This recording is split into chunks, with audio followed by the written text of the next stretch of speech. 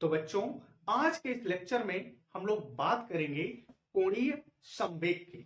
Means कोणीय संवेग क्या होता है, दैट इज एंगुलर मोमेंटम। तो देखिए, एंगुलर मोमेंटम को हम लोग इस प्रकार से परिभाषित करते हैं। तो समझो बच्चा कि अगर कोई बॉडी, ये नहीं कि पिंड क्या कर रहा है, घूम रहा है, मीन्स घूर्णन गति कर रहा है। तो जब घूम रहा है तो बच्चा वो किसी न किसी अक्ष के परिता घूमेगा, किसी न किसी अक्ष के परिता घूमेगा। तो इस कंडीशन में हम ये कहेंगे कि किसी पिंड का घूर्णन अक्ष के परितः जड़त्व आघूर्ण आई और उसका कोणीय वेग ओमेगा को जो गुणनफल होता है वो कोणीय संवेग जे के बराबर होता है।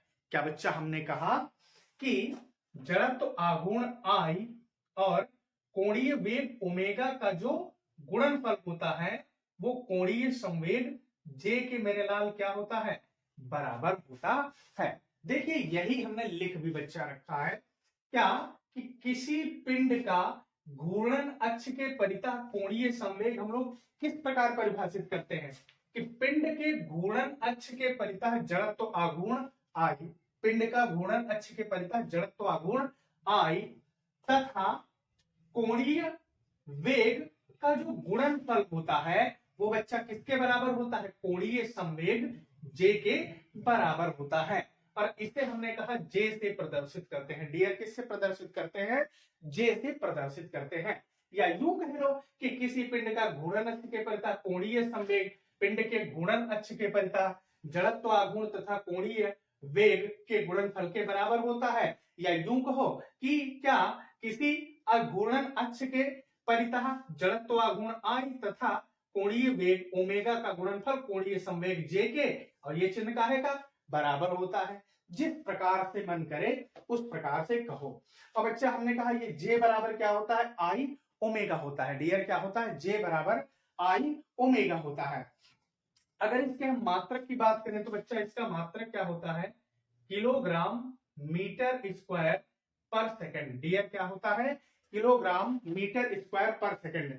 या दूसरा इस प्रकार भी हम कह सकते हैं, अथवा जूल सेकंड। क्या बच्चा, अथवा जूल सेकंड। और इसके अगर हम विमीय सूत्र की लाल मेरा बात करें, किसकी, विमीय सूत्र की, तो इसका विमीय सूत्र डियर होता है ml2t-1। क्या हमने कहा, ml2 और t-1। ये डियर इसका क्या होता है, विमीय सूत्र होता है। तो चलिए, J बराबर आई ओमेगा का अब हम लोग बच्चा क्या करेंगे, निगमन करेंगे। डियर क्या करेंगे, हमने कहा निगमन करेंगे। तो निगमन करते हैं, आइए देखिए। तो बच्चों, अगर आपने हमारा घूर्णन गतिज ऊर्जा और जड़त्व आघूर्ण तथा कोणीय त्वरण में संबंध वाला लेक्चर नहीं देखा है तो आप उसे जरूर देखिएगा, क्योंकि हमने उसमें पिंड के बारे में चाक वगैरह लेकर के बेहतर तरीके से समझाया है। अगर उन दोनों में से आप किसी एक लेक्चर को देख लेंगे तो इसकी लैंग्वेज आपको बड़ी आसानी से समझ आ जाएगी। हम हालांकि बता देंगे थोड़ा बहुत, लेकिन उतना ज्यादा एक्सप्लेन नहीं करेंगे, वीडियो की लेंथ बढ़ जाएगी। ठीक है बच्चा, तो देखिए हमने उसमें बता रखा है कि कोई भी बॉडी जो होती है वो बच्चा ढेर सारे कणों से मिलकर के बनी होती है। किससे बनी होती है लाल मेरा, हमने क्या कहा, ढेर सारे कणों से। क्योंकि चाक का टुकड़ा लो और उसको ऐसे क्या करो, उस पर ज्यादा बल लगा के उसको पीस दो और फिर गिरेंगे तो उसमें छोटे छोटे कण बनेंगे। यानी कि छोटे छोटे कणों से मिलकर के वो चाक का टुकड़ा बना था। फिर क्या करो, अगर उनको जोड़ना है तो सब चाक के टुकड़े एक पास मिला लो, थोड़ा पानी डाल दो और फिर वो फिर से वैसे ही टुकड़ा तैयार हो जाएगा। तो बच्चा, इसका मतलब छोटे छोटे कणों को अगर जोड़ दिया, समेशन कर दिया तो पूरा हमें फिर से चाक का टुकड़ा मिल गया, और उस पर ज्यादा बल लगा दिया तो छोटे छोटे टुकड़ों में टूट गया। तो वो जो छोटे छोटे कणों में टूटा, टुकड़े नहीं कण कहो, तो बच्चा छोटे छोटे कणों में टूटा तो प्रत्येक कण का कुछ ना कुछ द्रव्यमान होगा। हमने कहा एक कण का m1, दूसरे का m2, तीसरे का m3, चौथे का m4, ऐसे ढेर सारे m5, m6, m7 होंगे। ठीक है बच्चा, तो यहां पर हमने क्या कहा है कि ये हमारे पास कोई बॉडी है या कह लो कोई पिंड है, और ये डियर जो पिंड है ये ढेर सारे कणों से मिलकर बना है। जैसे कि M1, M2, M3, M4, M5 और ऐसे ढेर सारे, या कहो बहुत सारे, या कहो अनेकों कणों से मिलकर के बना है।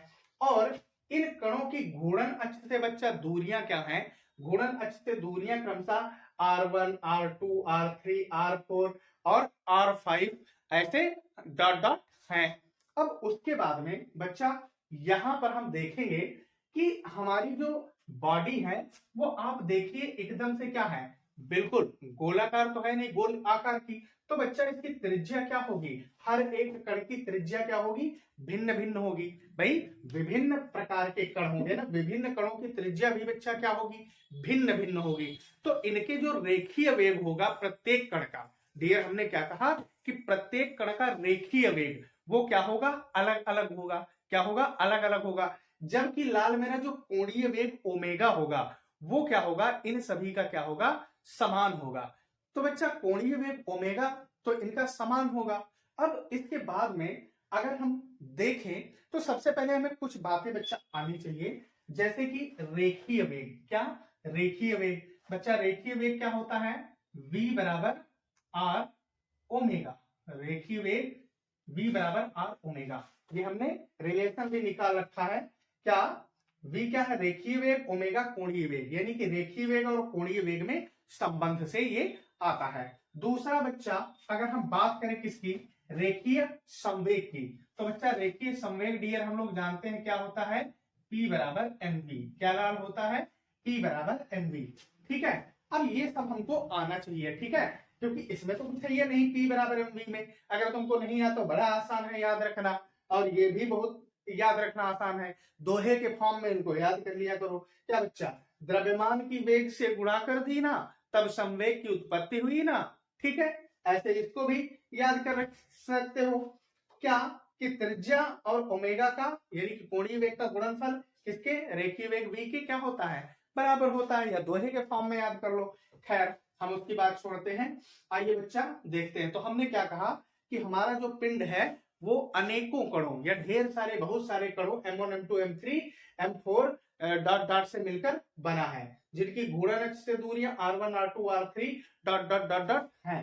ठीक है बच्चा, तो देखो वही तो लिखा है, हमने क्या लिखा, माना कोई पिंड m1 m2 m3 dot dot द्रव्यमान के अनेक कणों से मिलकर बना है, डियर, जिनकी घूर्णन अक्ष से दूरियां क्रमशः r1 r2 r3 dot dot हैं। पिंड ओमेगा कोणीय वेग, या कहो पिंड कोणीय वेग ओमेगा से घूर्णन अक्ष के परिता क्या कर रहा है, घूम रहा है, या फिर कहो कि घूर्णन गति कर रहा है, घूर्णन गति कर रहा है। इसके बाद तब तब तब m1 द्रव्यमान के कण का रेखीय वेग, तो बच्चा अभी हमने बताया था कि रेखीय वेग v बराबर दिया होता है r ओमेगा, तो यहां से हम क्या कहेंगे कि v बराबर r ओमेगा। क्या कहा, v बराबर r ओमेगा। लेकिन m1 द्रव्यमान यानी कि एक कण के लिए निकाल रहे हैं, तो बच्चा ये v1 और इधर से r1, और अभी अभी हमने कहा था त्रिज्याएं तो भिन्न भिन्न होंगी, लेकिन ओमेगा यानी कि कोणीय वेग बच्चा क्या रहेगा, एक समान रहेगा। तो ओमेगा से देखिए कोई छेड़खानी मत करना। इसको बच्चा हमने कह दिया ये है लाल मेरा समीकरण नंबर 1। फिर हमने कहा m1 द्रव्यमान के कण का रेखीय संवेग, तो अभी हमने बताया रेखीय संवेग डियर होता है P बराबर mv। क्या होता है, P बराबर डियर mv, P बराबर क्या होगा, mv। अब यहां से हम लोग बच्चा एक सिंगल कण के लिए निकाल रहे हैं, तो जाहिर सी बात ये डियर P1 इधर से m1 और ये क्या हो जाएगा v1। अब हम क्या कहेंगे, फ्रॉम इक्वेशन 1, क्या डियर कहेंगे, फ्रॉम इक्वेशन 1 यानी कि समीकरण 1 से। तो समीकरण 1 से v1 बराबर r1 ओमेगा है, क्या है भाई, r1 ओमेगा। तो डियर यही बनेगा, देखिएगा P1 बराबर, अब यहां से काम करिए, आप जब वैल्यू डालेंगे v1 की तो m1 तो बच्चा वैसे लिख लो, और v1 की वैल्यू r1 ओमेगा, तो यहाँ क्या हो जाएगा r1 और डियर क्या हो गया ओमेगा। इसको लाल मेरा समीकरण क्या बना दो, 2 बना दो। क्या बना दो, समीकरण नंबर 2। अब बच्चा m1 द्रव्यमान के कण का रेखीय संवेग घूर्णन अक्ष के परिता, क्योंकि क्या कर रहा है, घूम रहा। तो जैसे कि बच्चा हम जानते हैं रेखीय संवेग J बराबर, रेखीय संवेग बच्चा क्या बनेगा, J बराबर लाल मेरा क्या बनता है, P क्रॉस R। क्या होता है डियर, P क्रॉस R। लेकिन हम एकल कण के लिए, सिंगल कण के लिए डियर निकाल रहे हैं, तो सिंगल कण के लिए ये क्या बनेगा, J1, इधर से P1 और इधर से बच्चा क्या बनेगा, दूरी R1 हो जाएगी। अब हम लोग कहेंगे फ्रॉम इक्वेशन 2, डियर क्या कहेंगे, फ्रॉम इक्वेशन 2। तो आप देखिए समीकरण 2 से P1 बराबर m1 r1 ओमेगा है, तो बच्चा P1 का वैल्यू डालेंगे तो यही बनेगा J1 बराबर क्या बनेगा M1 R1 ओमेगा गुणे डियर क्या हो जाएगा R1। अब R1 की R1 से गुणा होगी तो डियर R1 स्क्वायर होगा, तो यही हो जाएगा J1 बराबर M1 R1 स्क्वायर, और इधर से लाल क्या हो गया ओमेगा, क्या हो गया ओमेगा। अब इसी प्रकार हम क्या करेंगे अन्य कणों M2 M3 M4 आदि के लिए निकालेंगे बच्चा, तो हम क्या लिखेंगे इसी प्रकार अन्य कणों, इसी प्रकार अन्य कणों, तो अन्य कणों कौन M2, M3 और डॉट डॉट के लिए, क्या डॉट डॉट के लिए आघूर्ण किसका रेखीय संवेग का घूर्णन अक्ष के प्रति आघूर्ण। तो बच्चा J1 तो निकाले हैं, तो ऐसे डियर J2 क्या बन जाएगा, J2 बराबर बन जाएगा M2 R2 स्क्वायर, और डियर क्या बन जाएगा ओमेगा। तो ऐसे J3 क्या बनेगा J3 बराबर डियर हो जाएगा M3, भाई जहां जहां 1 1 है 3 3 कर दो, जहां 1 1 था वहां 2 2 कर दिया, तो M3 और डियर क्या हो जाएगा R3 square omega dot dot dot. अब हम क्या करेंगे, अभी हमने कहा था ये कई बहुत सारे कणों से मिलकर बना, अगर इन सारे कणों को हम क्या करेंगे या तो इंटीग्रेशन कर दो या इनका समेशन कर दो, मतलब इनको जोड़ दो, तो क्या होगा हमें पूरा संपूर्ण पिंड के लिए प्राप्त हो जाएगा बच्चा संवेग। तो अब हम क्या करेंगे, हम यहाँ लिखेंगे संपूर्ण पिंड के लिए, किसके लिए बच्चा हमने कहा संपूर्ण पिंड के लिए, संपूर्ण पिंड के लिए फॉर होल बॉडी, संपूर्ण पिंड के लिए। तो बच्चा संपूर्ण पिंड के लिए आप देखेंगे यही बन जाएगा J बराबर क्या बन जाएगा J1 plus J2 plus J3 plus dot dot dot. तो डियर आप कहेंगे J बराबर, अब देखिए J1 है कितना M1 R1 square omega, M1 R1 square omega plus J2 M2 R2 square omega, M2 R2 square omega plus J3 dear है M3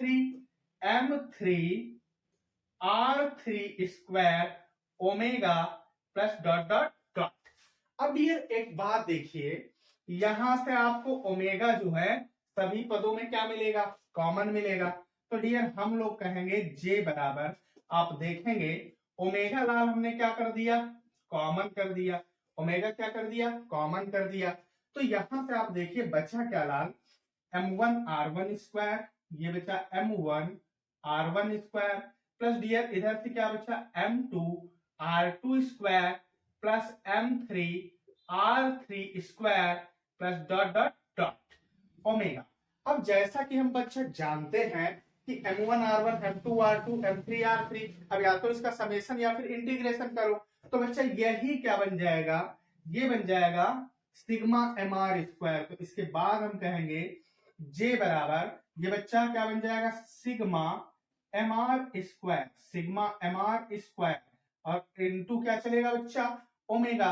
अब बट हमें पता है बच्चा, बट हमें पता है कि सिग्मा mr स्क्वायर बराबर क्या होता है आई होता है, यानी कि जड़त्व आघूर्ण आई, द्रव्यमान और घूर्णन अक्ष से दूरी के वर्ग का गुणनफल क्या होता है बच्चा जड़त्व आघूर्ण आई के बराबर।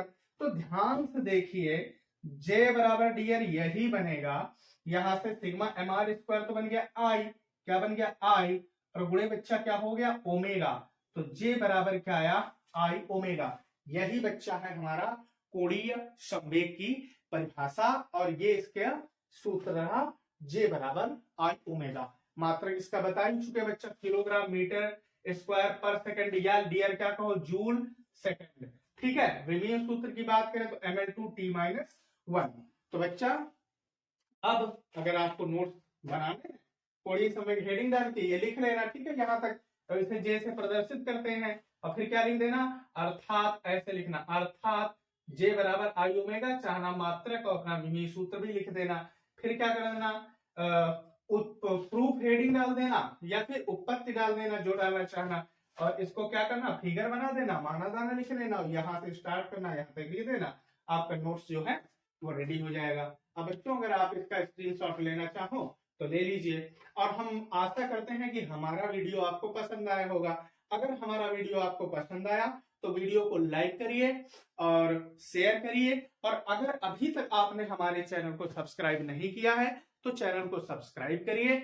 आज के इस लेक्चर में बस इतना ही, मिलते हैं अगले लेक्चर में। धन्यवाद।